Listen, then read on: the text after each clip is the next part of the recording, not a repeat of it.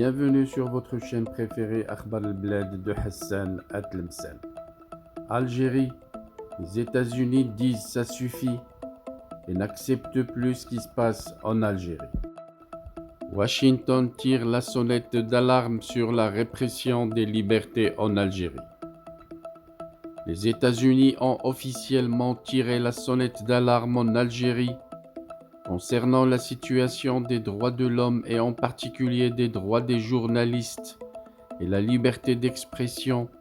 La situation des répressions et de non-droit est devenue très intense, mais bizarrement toutes les capitales européennes se taisent devant l'innommable et l'inacceptable. Toutes les dérives les plus autoritaires et les plus impensables se déroulent depuis 2019 en Algérie, depuis la présidence d'Abdelmjid Tebboune, sans foi ni loi, qui dirige avec ses acolytes de l'institution armée une Algérie devenue l'ombre d'elle-même. Les Algériens en viennent même à regretter l'époque d'Abdelaziz Bouteflika et sa maladie invalidante qui laissait au moins du répit et de la marge à la liberté d'expression. Dans un message signé de l'ambassade américaine à Alger, l'administration américaine a signifié son total rejet de la chasse aux sorcières et les arrestations arbitraires de journalistes, militants et opposants politiques. Le message de l'ambassade des États-Unis est intervenu quelques heures seulement après le verdict rendu dans l'affaire du journaliste Ihsan Al-Qadi dimanche dernier. La liberté d'expression est un droit fondamental reconnu par l'ONU. L'administration Biden a et continuera d'indiquer clairement que la liberté de la presse et la liberté d'expression sont des priorités américaines dans le monde entier, y compris en Algérie, a écrit la représentation diplomatique américaine à Alger. Ce lourd rappel à l'ordre fait suite à la condamnation contre le patron de presse à 5 ans de prison, dont 3 fermes, d'une amende de 12 millions de dinars, soit 900 000 dirhams, et la dissolution de son entreprise de presse Interface Média, qui détient la fameuse Radio M et le site Maghreb Émergent. Tous les équipements ont été saisis afin d'empêcher la création d'autres médias. Ihsan Al-Qadi a également été victime d'une autre accusation, proférée à tort et à travers en Algérie depuis 2019 contre les militants du mouvement Hirak et des indépendantistes du MAC.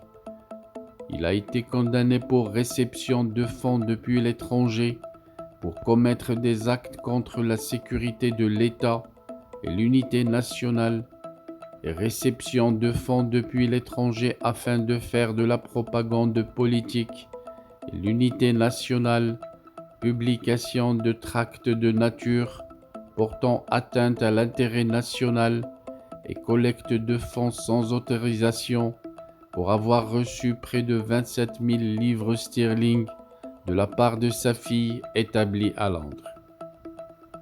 Le président algérien est personnellement impliqué dans cette affaire. Il avait traité le journaliste Dekhberji, espion. Dans une récente interview en février, Ihsan Al-Qadi, depuis son arrestation, a toujours refusé de parler au juge comme signe de protestation. Dimanche, les seuls mots qu'il a prononcés étaient qu'il avait rêvé d'avoir porté plainte contre le président de la République pour diffamation et d'avoir gagné son procès. Plus de 300 prisonniers d'opinion croupissent dans les geôles algériennes, dans l'absence totale de mise en garde ou sanctions internationales. Pire, l'Algérie échappe à toute condamnation de la part de l'Union européenne ou du Parlement européen, premier à sauter sur le cas Maroc pour bien moins que cela.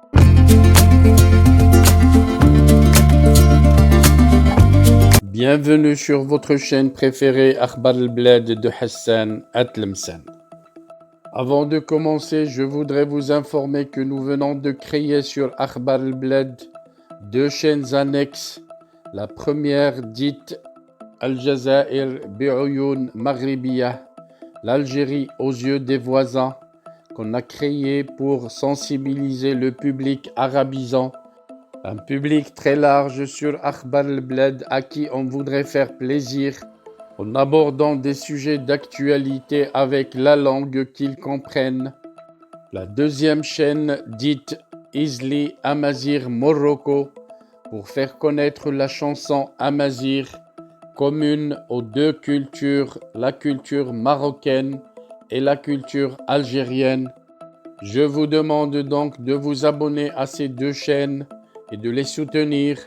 La première traitera beaucoup de sujets en arabe sur l'Algérie, sur le Maghreb, et la deuxième qui diffusera des chansons, de très belles chansons amazigh, la chanson amazigh que nous aimons tous, y compris moi. Soutenez donc ces 2 chaînes, écoutez-les, et restez branchés sur Akhbar al-Bled de Hassan Atlemsan, la chaîne principale qui sera quotidienne. Les 2 autres chaînes peut-être ne seront pas animées de la même cadence, mais vous y trouverez chacun, en ce qui le concerne, des sujets qui vous intéressent. Restez donc fidèles à Akhbar al-Bled de Hassan Atlemsan. N'oubliez pas de vous abonner à Algérie aux yeux des voisins, Al-Jazair bi'Uyun Maghribiyah, mais aussi abonnez-vous à Izli Amazir Morocco. Nous y serons avec vous sur les 3 chaînes, Inch'Allah.